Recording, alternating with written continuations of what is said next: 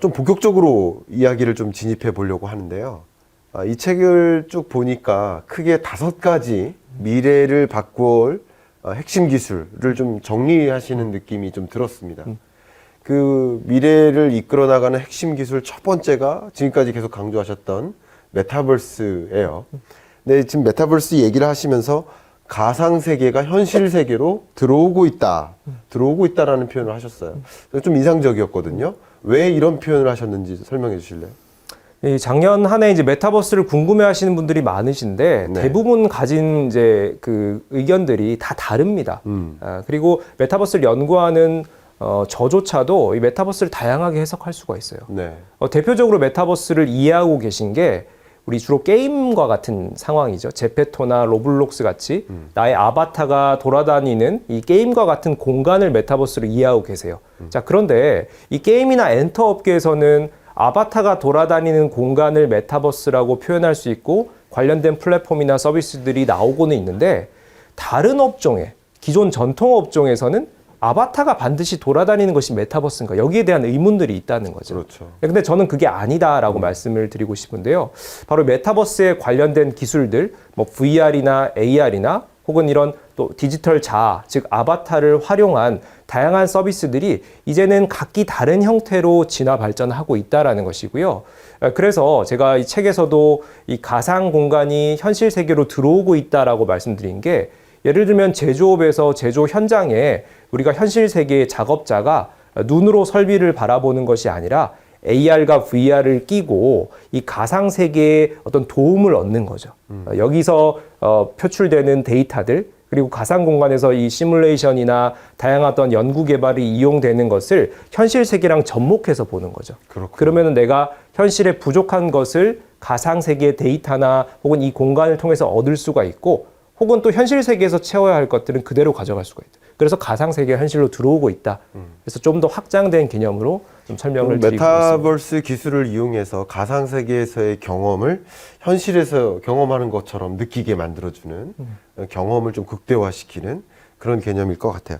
두 번째 이야기가 바로 암호화폐인데요. 암호화폐 투자하고 계시잖아요. 네, 저도 일부 하고 있습니다. 네, 암호화폐를 투자하는 3가지 자세를 제시했어요. 첫 번째 자세가 뭡니까? 암호화폐 이제 이 가상 자산에 투자하는 공격형 투자 유형 말씀드리고 싶은데 지난 한 3년간 암호화폐 시장이 형성됐어요. 네. 이게 여러 언론에서도 이슈가 되기도 했고 이게 가야 될 방향이냐, 뭐 부정적이다, 문제가 있다 이런 지적하시는 분들도 있고요. 근데 가만히 시장을 봤더니 계속 시장은 성장하고 있습니다. 네. 작년 한때 코스닥 거래액을 하루 총 거래액을 넘은 적도 있고요.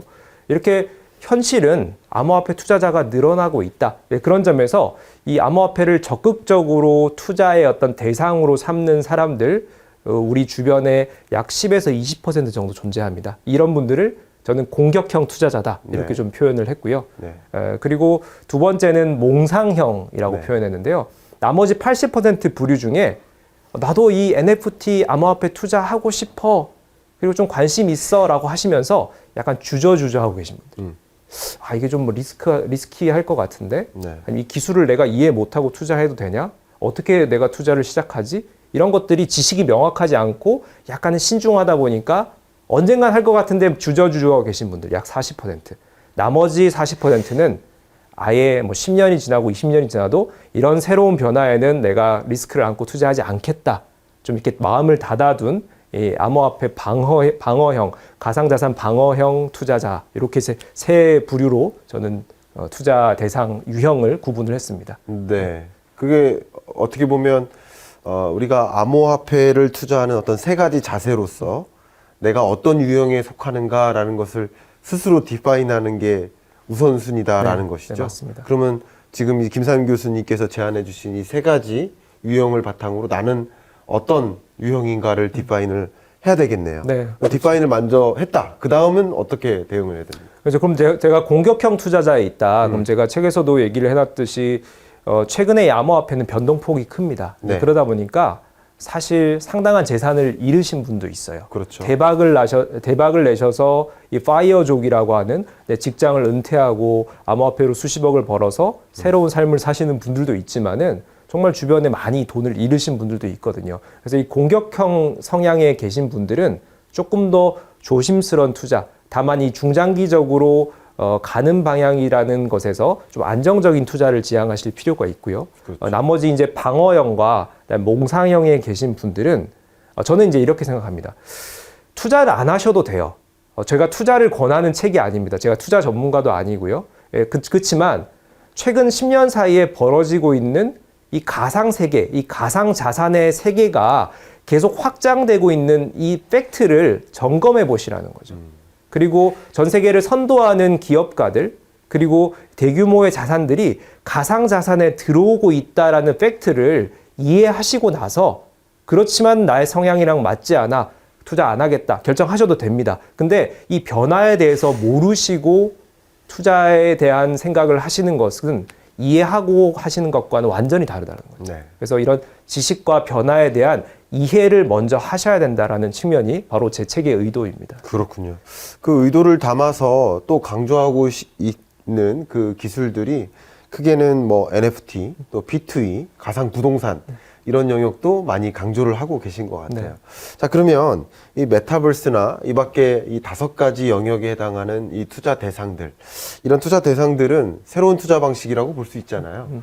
그런 면에서 어떤 측면에서는 좀 위험이 따르는 거 아니냐 하는 그런 여론도 사실 있습니다.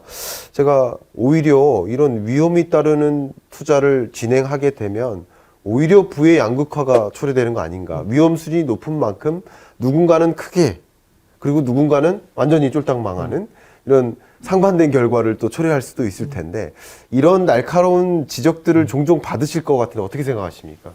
부의 양극화 뭐 충분히 가능하죠. 왜냐하면은 이게 과거에도 이런 투자 시장에서 아무래도 내가 어떤 자본이 큰 자본을 갖고 있는 사람들이 좀 더 새로운 기회를 더 공격적으로 얻을 수가 있었죠. 그런 측면에서 물론 이 가상자산 시장에서도 이게 부정적으로 향후에 작용할 수도 있다. 뭐 이렇게 해석할 수도 있습니다.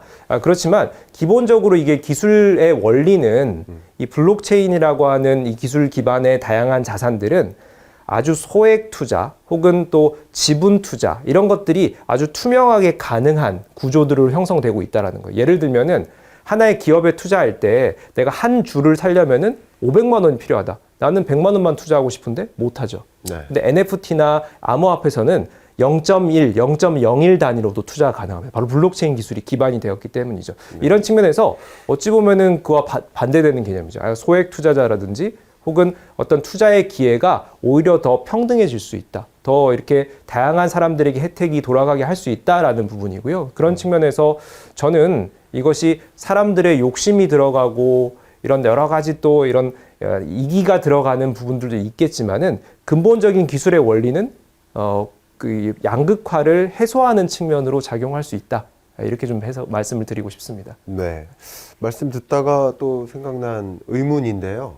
사회적으로 보면 모두가 이런 영역의 투자에 관심을 갖고 있다기보다는 집중적으로 MZ세대들이 많이 투자 의사를 갖고 계신 것 같아요. 근데 어떻게 보면 MZ세대들은 그런 가상자산이나 코인이나 이런 투자에 또 메타버스 영역에 그 안에서 놀고 있으니까 그 안에서 투자 기회가 있겠다라고 생각할 수 있겠죠. 근데 상대적으로 기성세대라고 할까요? 그들은 이런 모습들을 굉장히 불편하게 생각하고 바람직하지 않은 투자 방식이다라고 또 폄하하기까지 하고 있습니다. 이런 어떤 사회적인 분위기에 대해서 교수님은 어떤 입장이신지 좀 의견을 들어보고 싶어요. 네, 이제 격차가 존재하죠. 우리가 이 지난 20년간의 디지털 격차라고 이것을 표현을 했죠. 우리 이제 시니어분들이 키오스크 사용 못 하셔가지고 햄버거 주문 못 하시는 상황들, 바로 이 디지털 격차가 존재했다라는 것이죠.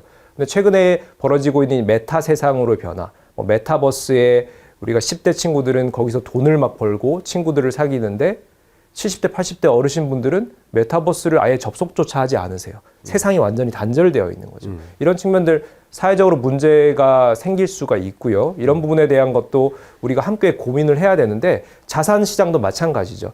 이 메타버스, 메타 세계에서 다양하게 통용되는 암호화폐, NFT 이런 영역들이 메타 세상 아예 들어가지도 않는 분들에게는 너무나 먼 얘기인 거죠. 그렇죠. 네, 그런 측면에서 이 세대 간의 격차 아주 심각한 문제로 이제 발생할 수 있다라는 부분이고요.